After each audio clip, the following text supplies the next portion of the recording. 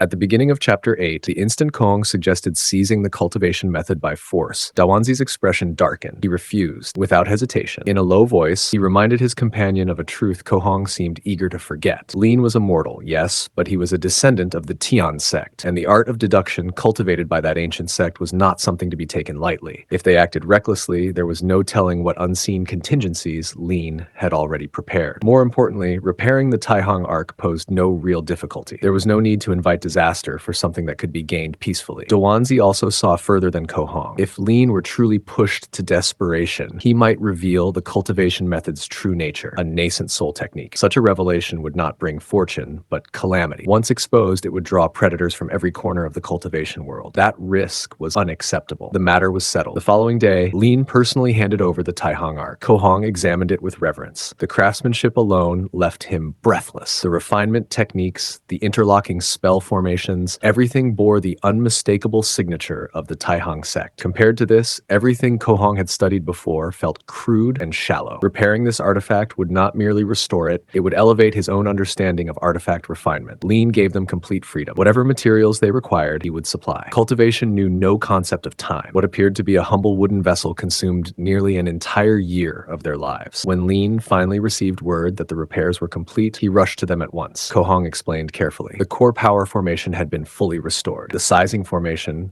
dust cleansing array, and auxiliary systems were operational once more. However, due to material constraints, the offensive and defensive formations could only be partially repaired. The arc could pierce the Great Immortal severing formation, but it would not withstand direct confrontation with a cultivator. Lin was unconcerned. That was enough. As long as he could leave this forsaken land and return with his ancestors' relic, the rest could be settled later. Kohong then described the arc's capabilities. It was fueled by spirit energy and controlled via divine sense. It could shift between three forms: compact, medium, and fully expanded. Even with limited spirit stones, the stored energy would be sufficient for Lin to depart using the second form. Smiling, Kohong asked whether Lin, being a mortal, required a pilot. Before the words finished leaving his mouth, the wooden boat transformed. In an instant, it reshaped itself into a miniature flying vessel. Kohong froze. His shock was undisguised. For a mortal to control a Taihang artifact without cultivation, such methods bordered on the absurd. Lin laughed softly. A trivial trick, he said lightly. He thanked them sincerely. After being trapped for over 1,000 years, hope had finally taken shape. Dawanzi then asked about the promised cultivation method. Lin merely smiled and gestured for them to follow. Everything had long been prepared. 3 days later, Kohong and Dawanzi came to bid farewell. Their spirit stones were nearly depleted. Remaining any longer would risk regression in their cultivation. Before departing, Kohong handed Lin a carefully drawn map depicting the terrain beyond the Great Immortal severing formation. With no jade slips available, he had used brush and paper instead. Lin accepted it solemnly. Moments later, the two cultivators vanished into streaks of light. As they traveled, Kohong sighed. Lin, he said, possessed rare character, a true figure among mortals. Yet his limit was near. Even if he returned to the cultivation world, his remaining lifespan would be short. Dawanzi responded quietly. Without longevity, he said, all achievements are illusions. They had once fought to the death for that very reason. When Kohong asked which method Lin had given him, Dawanzi smiled faintly. It was not the same one Kohong had received. Once he returned and entered closed-door cultivation, he would break through to Golden Core and fulfill the promises he had made. They disappeared deeper into the abyss. Aboard the Taihang arc, Lin stood alone, gazing into the endless silver fog. 14 years remained before the mist would naturally disperse. By then, he would be 85, his great limit. Smiling faintly, he whispered that there was nothing left in this life worth clinging to. And so, he chose to test fate. The Taihang arc plunged into the abyss. The silver fog thickened, space distorted. Suddenly, the vessel shook violently as if colliding with an invisible wall. Astral winds. Even a Foundation establishment cultivator would struggle to survive here. Wind blades screamed past the hull. Without the arc's defensive formation, death would have been instantaneous. After a long half hour, the turbulence eased. Light emerged. He had broken through. Lin had escaped the Great Immortal severing formation. What followed was ascension upon ascension, core formation, enlightenment, immortality, divinity, realms stacked upon realms, power layered upon power, until he opened his eyes, back in his mortal body, seated within the Taihang arc. It had been an illusion, the illusory light layer. The arc had awakened him by navigating out on its own. Understanding dawned. Trusting the vessel, Lin allowed it to guide him, layer after layer past fire, ice, thunder, until the final region, the darkness layer. Then, a colossal presence emerged, a mouth vast enough to swallow worlds. Lin screamed, truth returning, activate Hanjin. The simulation ended. Though he failed at the final step, the gains from this life far exceeded expectation. Without hesitation, he retained the Taihang arc. His seventh life began. This time, prepared. This time, resolute. And that brings us to the end of this part of my simulated path to immortality.